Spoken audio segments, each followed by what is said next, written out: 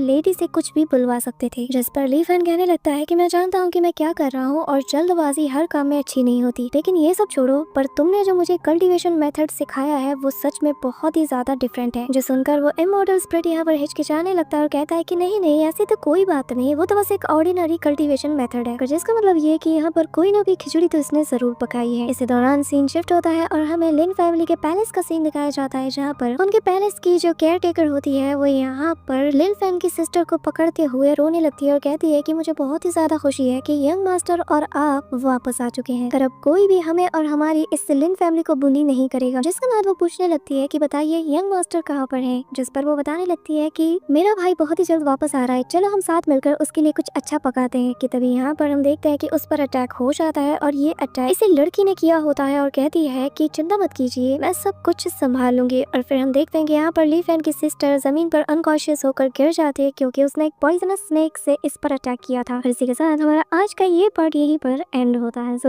That's it for today guys. I hope कि तुम सबको आज की वीडियो काफी ज्यादा पसंद आई होगी। अगर हाँ तो वीडियो को लाइक करना, चैनल पे नए हो तो सब्सक्राइब करना। तो मिलते हैं नेक्स्ट वीडियो में, तब तक के लिए बाय।